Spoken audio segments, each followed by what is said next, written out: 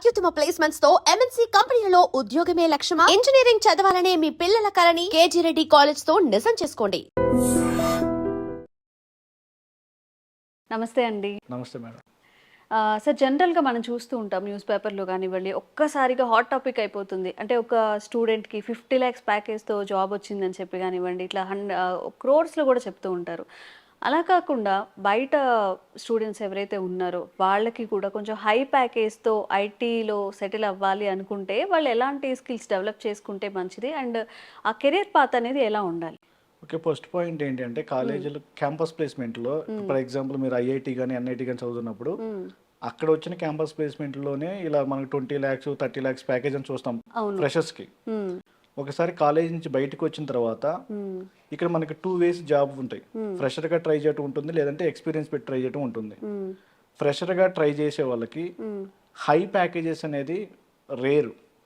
అంటే వాళ్ళ దగ్గర ఇంకా ఎక్స్ట్రా స్కిల్స్ ఏమైనా ఉంటే కానీ రావు. హై ప్యాకేజెస్ అంటే ఏంటంటే మినిమం 4 అంటే మ్యాక్సిమం 8 9 లేదా 12 ప్యాకేజ్ ఉంటుంది.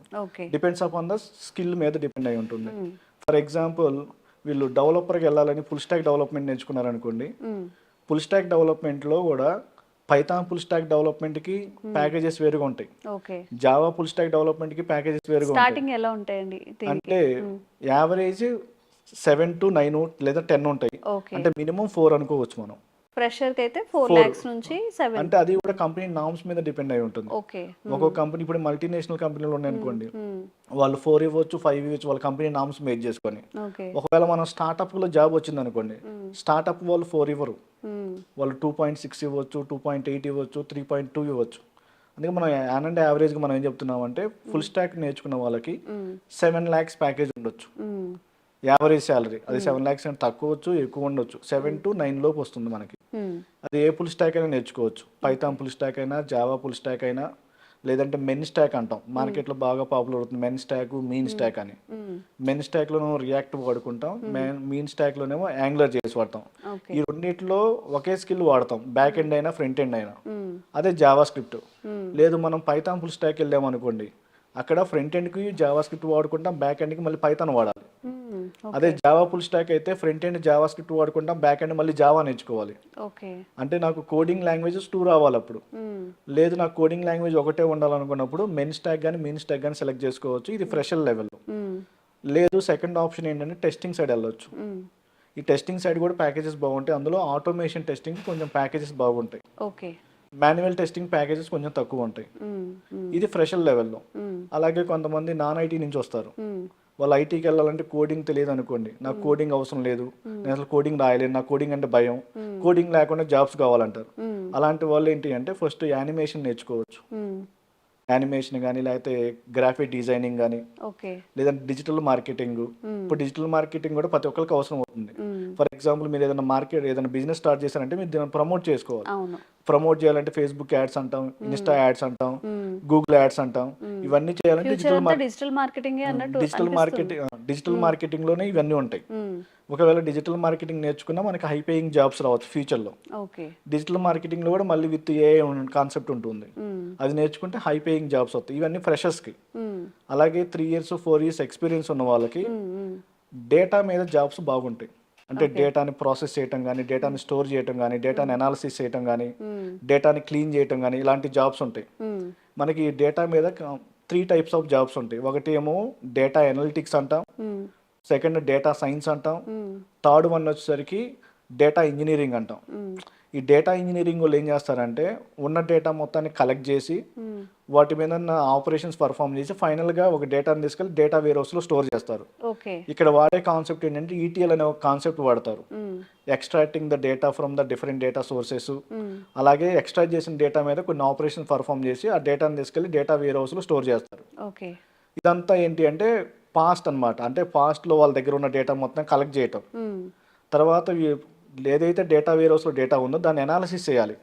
అనాలిసిస్ చేసి దానికి ఒక రిపోర్ట్ జనరేట్ చేసి ఎవరైతే ప్రొడక్ట్ ఓనర్ ఉంటారో లేదంటే ఎవరైతే హైయర్ అథారిటీ వాళ్ళు ఉంటారో వాళ్ళకి ఆ రిపోర్ట్ జనరేట్ చేయాలి. ఓకే. ఆ రిపోర్ట్ అంతా ఎలా జనరేట్ చేస్తామంటే డేటా అనలిటిక్స్ వాళ్ళు చేస్తారు. ఈ డేటా అనలిటిక్స్లో వెళ్ళాలంటే మళ్ళీ మనకు ఏదో కోడింగ్ లాంగ్వేజ్ కావాలి, అలాగే ఎస్క్యూఎల్, అడ్వాన్స్డ్ ఎక్సెల్, ఏదో ఒక బిఐ టూల్ యూజ్ చేసుకొని ఒక రిపోర్ట్ జనరేట్ చేస్తాం. డాష్ బోర్డ్ లైక్ అయితే పై చార్ట్లో కానీ బార్ చార్ట్లో కానీ ఒక గ్రాఫ్ డిజైన్ చేసి అదే హయ్యర్ అథారిటీ వాళ్ళకి ఇస్తాం. వాళ్ళు ఏం చేయాలి అంటే ఆ రిపోర్ట్స్ మొత్తాన్ని అనలైజ్ చేసుకొని ఒకవేళ మనం ఏదైనా బిజినెస్ లాస్లో ఉన్నా లేకపోతే ప్రాఫిట్లో ఉన్నా లేకపోతే ప్రాఫిట్లో ఉన్నా ఇంకొంచెం ప్రాఫిట్ రావడానికి అనాలిసిస్ చేసి ఒక డెసిషన్ తీసుకుంటారు. ఆ డెసిషన్ తీసుకొని ఫ్యూచర్ని ప్రిడిక్ట్ చేయాలి. అంటే ఫ్యూచర్లో మనం ఇంకొక ప్రోడక్ట్ రిలీజ్ చేస్తే మనకు మార్కెట్లో ఎలా ఉంటుంది అని దాని ఫ్యూచర్ని ప్రిడిక్ట్ చేయడం కోసం డేటా సైన్స్ అల్గారిథమ్స్ రాసుకుంటారు. ఆ డేటా సైన్స్లో మనకి మిషన్ లెర్నింగ్ అని డీప్ లెర్నింగ్ అని ఉంటాయి. ఇటు సైడ్ వెళ్ళే వాళ్ళకి ప్యాకేజెస్ బాగుంటాయి. డేటా సైన్స్కి వెళ్ళినా, డేటా అనలిటిక్స్కి వెళ్ళినా, అలాగే డేటా ఇంజనీరింగ్ వాళ్ళకి వెళ్ళినా ప్యాకేజెస్ బాగుంటాయి.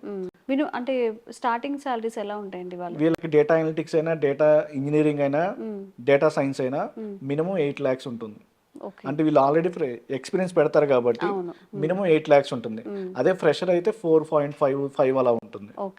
అలాగే నెక్స్ట్ క్లౌడ్ కంప్యూటింగ్, అంటే వీళ్ళకి అసలు కోడింగ్ ఏం లేకుండా ఏదైనా జాబ్ చేయాలనుకున్నప్పుడు క్లౌడ్ కంప్యూటింగ్ అనేది మార్కెట్ డిమాండ్ ఉంది. ఈ క్లౌడ్ కంప్యూటింగ్ వెళ్ళాలన్నా మినిమం 3+ years ఆఫ్ ఎక్స్పీరియన్స్ పెడితేనే ట్రై చేసుకుంటేనే వస్తాయి. ఫ్రెషర్గా కాల్స్ రావా అంటే వస్తాయి.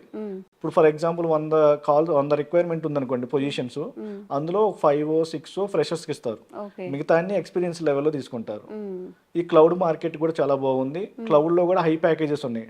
ఒక్కొక్కసారి 12 lakhs యావరేజ్ శాలరీ 12 lakhs ఉంటుంది.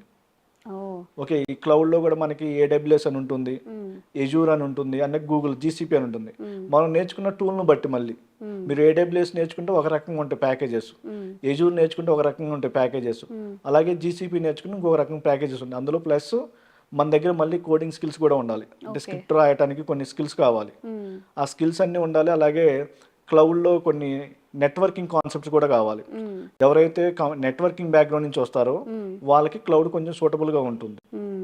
అలాగే నెక్స్ట్ డెవాప్స్ అంటాం. ఇంతకుముందు డెవలపర్ చేసేవాళ్ళు, ఆపరేషన్స్ టీమ్ ఆపరేషన్ జాబ్స్ చేస్తారు. ఇప్పుడు మార్కెట్ అంతా చేంజ్ అయిపోయి ఒక్క పర్సనే రెండూ చేయాలి.